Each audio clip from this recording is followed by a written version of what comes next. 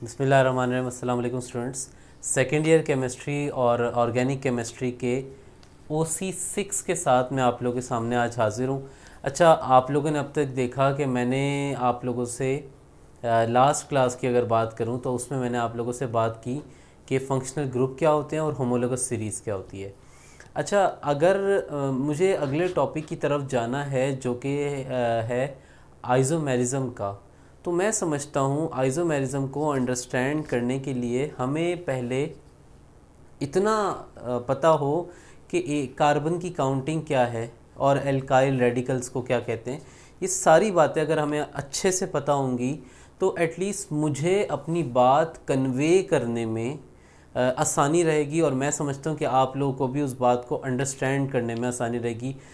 साथ ही साथ मैं आप लोगों को ये बात भी बोल दूँ कि लास्ट क्लास में मैंने आप लोगों से बहुत ज़्यादा इस बात पे एम्फेसाइज़ किया था कि आप लोग जो है पेज नंबर 111 को अच्छे से याद कर लें। तो वो अगेन मैं आप लोग को बोलूँगा, क्योंकि जो अगली क्लास मैंने आप लोगों को तक पहुँचाना है जो लेक्चर, उसमें मैं उन्हीं चीज़ों को यूज़ कर रहा हूँगा। राइट, तो आप यहाँ देखिएगा, हमेशा याद रखिएगा ऑर्गेनिक केमिस्ट्री में हम ऑर्गेनिक केमिस्ट्री का की प्लेयर है कौन? कार्बन है। अब तक अगर आप लोग जो है OC1 से चीज़ों को देखते हुए आ रहे होंगे तो आपके दिमाग में थोड़ा बहुत कॉन्सेप्ट डेवलप होना शुरू हो गया होगा कि ये होता क्या है। तो की प्लेयर कौन है बेटा? कार्बन है। एक कार्बन, दो कार्बन, तीन कार्बन, चार कार्बन, पाँच कार्बन, छः कार्बन, सात कार्बन, आठ कार्बन, 9 कार्बन और 10 carbon.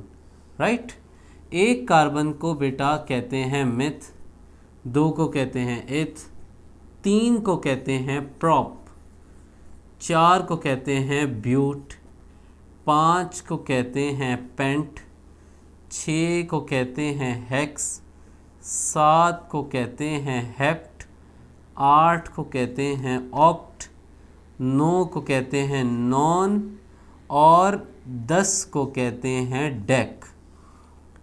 Page number 113 Sindh text book board जामशोरों में ये आपके पास टेबल बना भी हुआ है, और आई वुड रिकमेंड कि जिस हिसाब से मैं आप लोग को लेके चल रहा हूँ, अगेन मैं ये बात रिपीट कर दूँ कि मैंने आपको बताया है कि मैं आप लोगों के पेपर से पहले पहले इंशाल्लाह केमिस्ट्री की according to reduce syllabus videos upload कर दूंगा। राइट, तो आप यहाँ देखिएगा बेटा, एक कार्बन को मेथ कहते हैं, दो को एथ, तीन को prop, but, pent, hex, hept, oct, non और डेक। अगली बात इंतहाई इंपॉर्टेंट है। ऑर्गेनिक केमिस्ट्री में नाम के दो पार्ट होते हैं। नाम का पहला हिस्सा बताता है नंबर ऑफ कार्बन कितने हैं, और नाम का दूसरा हिस्सा बताता है कि नेचर ऑफ बॉन्ड कैसी है। मतलब फॉर एग्जाम्पल बेटा आप यहाँ देखिएगा, अगर मैं आप लोगों के सामने यहाँ पे लिखता हूँ लेट से एल्केन, हमेशा याद रखिएगा बेटा इस अल्क का मतलब होता है कार्बन। ठीक है, इस पहले पार्ट ने आपको क्या बताया कि नंबर ऑफ कार्बन कितने हैं, और कितने नंबर ऑफ कार्बन हो सकते हैं? 1 2 3 4 5 10 तक। और ये जो दूसरा पार्ट है एन का मतलब होता है सिंगल बॉन्ड। तो अल्केन में कार्बन में कौन सा बॉन्ड मिलेगा आपको? सिंगल बॉन्ड मिलेगा। अच्छा, अब आप यहाँ देखिएगा, लास्ट क्लास में आप लोगों को याद होगा मैंने बताया था कि हर क्लास ऑफ कंपाउंड का अपना एक यूनिक जनरल फार्मूला होता है, और एल्केन का जनरल फार्मूला है बेटा, एल्केन का जनरल फार्मूला है CnH2n+2, पेज नंबर 111। अगर बेटा इसमें n की जगह 1 रखा जाए तो फॉर्मूला बनेगा CH4, n की जगह 2 रखा जाए तो फॉर्मूला बनेगा C2H6, n की जगह 3 रखें तो C3H8, n की जगह 4 रखें तो C4H10, n की जगह 5 रखें तो C5H12, C6H14, C7H16, C8H18, C9H20 and C10H22। इसमें एक कार्बन नज़र आ रहा है तो नाम में मेथ तो होगा, इसमें 2 कार्बन नज़र आ रहे हैं नाम में एथ होगा, फिर 3 कार्बन तो प्रॉप, 4 कार्बन तो ब्यूट, 5 कार्बन तो पेंट, 6 कार्बन तो हेक्स, 7 कार्बन तो sorry I was about to write oct, hept, then oct, then non, then dec, right. अब बेटा ये जो फॉर्मूला है ये किसका जनरल फॉर्मूला है? एल्केन का, ठीक है, ये जनरल फॉर्मूला किसका? एल्केन का। बेटा याद रखें, नाम का पहला हिस्सा बताता है कि कितने कार्बन है, कितने कार्बन है, 1 2 3 4 5, कितने भी हो सकते हैं, और आगे लिखा हुआ है एन। यानी अगर मैंने मीथेन लिखा है इसका मतलब 1 कार्बन और सिंगल बॉन्ड, इथेन लिखा है तो 1 कार्बन और 2 कार्बन और सिंगल बॉन्ड, प्रोपेन लिखा है तो 3 कार्बन और सिंगल बॉन्ड, ब्यूटेन लिखा है तो 4 कार्बन और सिंगल बॉन्ड, पेंटेन लिखा है तो 5 कार्बन और सिंगल बॉन्ड, हेक्सेन, फिर हेप्टेन, फिर ऑक्टेन, फिर नोनेन और फिर डेकेन। इन सारी बातों में मैंने अलग से इसी वजह से लिख के दिखाया है कि बेटा नाम का पहला हिस्सा बता रहा है कि काउंटिंग क्या है, नाम का पहला हिस्सा क्या बता रहा है कि काउंटिंग क्या है, और नाम का दूसरा हिस्सा बता रहा है कि बॉन्ड कौन सा है, और एन का मतलब क्या होता है? सिंगल बॉन्ड होता है। ठीक हो गया? अच्छा, अब अगली बात देखिएगा बेटा, एल्केन एक घराना है और उस घराने में ये उनके बच्चे हैं, ठीक है, methane, ethane, propane, butane, pentane, hexane, heptane. यानी मीथेन भी एल्केन है, इथेन भी एल्केन है, प्रोपेन भी एल्केन है। अब से जब भी मैं आप लोगों से मीथेन एल्केन की बात करूंगा तो इसका मतलब मैं आपसे इनमें से किसी एक की बात कर रहा हूँ, इनमें से किसी एक की बात कर रहा हूँ। और अगर मैं बोलूँ कि मैं मीथेन की बात कर रहा हूँ तो यानी मैं एल्केन के घराने के एक ख़ास मेंबर की बात कर रहा हूँ। अगर मैं बोलूँ प्रोपेन तो मैं एल्केन के घराने के एक ख़ास मेंबर की बात कर रहा हूँ। ठीक है, अब अगली बात सुनिएगा बेटा, ये CH4 लिखा हुआ है जो कि एल्केन है। अगर मैं इस CH4 में से, अच्छा कार्बन की वैलेंसी क्या होती है? 4। कार्बन 4 बॉन्ड बनाते हैं और हाइड्रोजन एक ही बॉन्ड बना सकते हैं, हाइड्रोजन के साथ 2 बॉन्ड प्लीज़ ना बनाइएगा।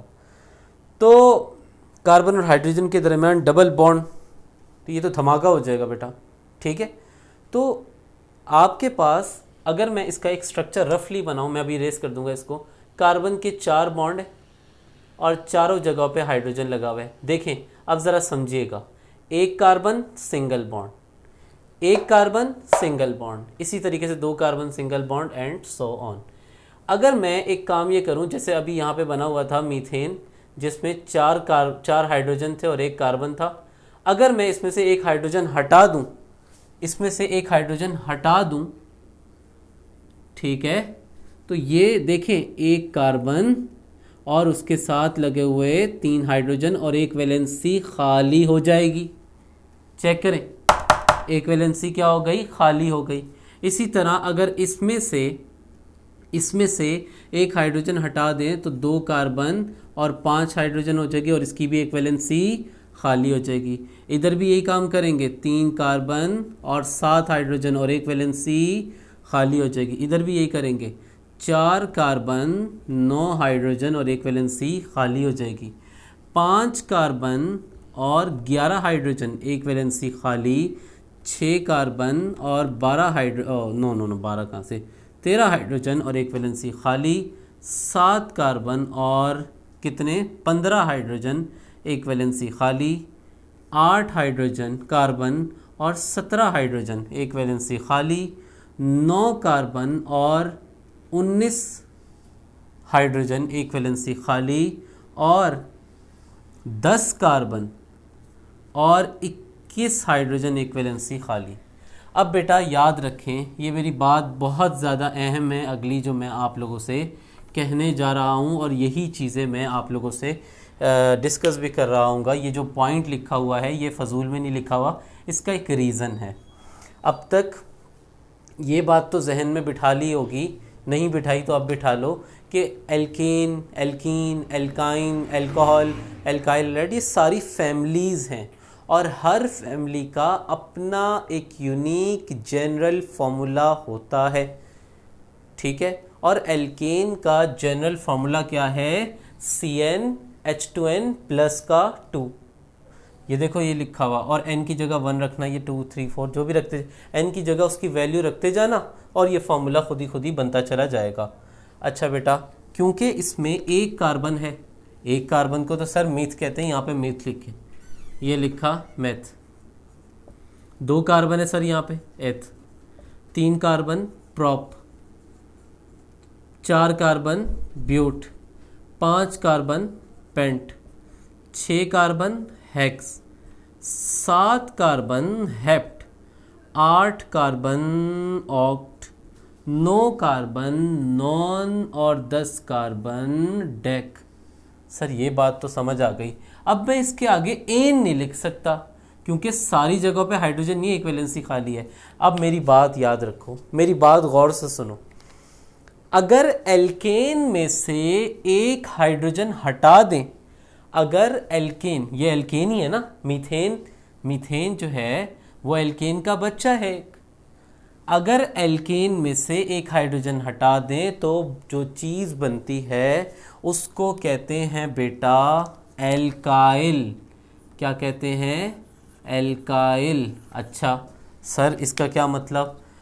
अल्क का मतलब क्या बताया? अल्क का मतलब बताया कार्बन की चेन, कार्बन की चेन। और अच्छा यहाँ एन का मतलब क्या था? Single bond. वाइल का मतलब याद रख लें कि एक वैलेंसी खाली। क्या? एक वैलेंसी खाली।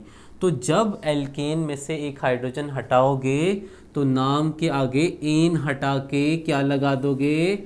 वाइल लगा दोगे। एन हटा के क्या लगा दोगे? वाइल लगा दोगे। Methyl, ethyl, propyl, butyl, pentyl, hexyl, heptyl, octyl, nonyl और क्या? डेकाइल।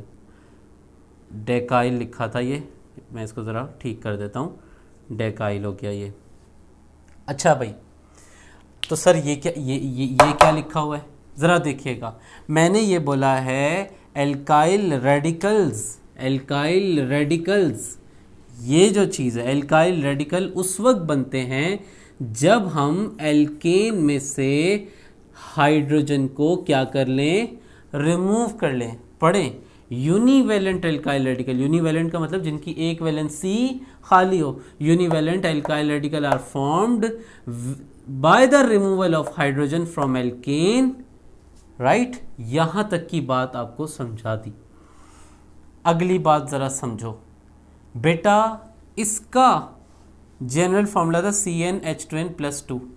जब एक हाइड्रोजन हटाएंगे तो जनरल फार्मूला बन जाएगा CnH2n प्लस 1। तो CnH2n प्लस 1 किस चीज़ का फॉर्मूला है? एल्काइल का। एल्काइल का जनरल फार्मूला क्या है बेटा? CnH2n प्लस 1 है। और आखिरी बात, एल्काइल को बेटा रिप्रेजेंट करवाते हैं इस तरीके से, आर बना के रिप्रेजेंट करवा रहे होते हैं। ये एल्काइल रेडिकल की रिप्रेजेंटेशन है। अब से जब भी मैं आर लिखूं इसका मतलब इसकी जगह CH3 लिखा जा सकता है, C2H5, C3H7, कुछ भी लिखा, इनमें से कुछ भी लिखा जा सकता है। ठीक है, तो अब ये जो बात मैंने आप लोगों से डिस्कस की है, अब मुझे आप लोगों से इसमें एक आप लोगों का वैल्यूएबल फीडबैक लाजमी चाहिए। आप लोगों ने मुझे लाजमी बताना है कि आप लोगों को ये बात कैसी समझ में आई। और इन केस आपको कोई भी क्वेरी हो, आप लोग, मैं अपना डिस्क्रिप्शन में व्हाट्सएप नंबर डाल दूँगा, आप उस पर मुझसे पूछ सकते हैं। अपना ख्याल रखिएगा। अल्लाह हाफ़िज़।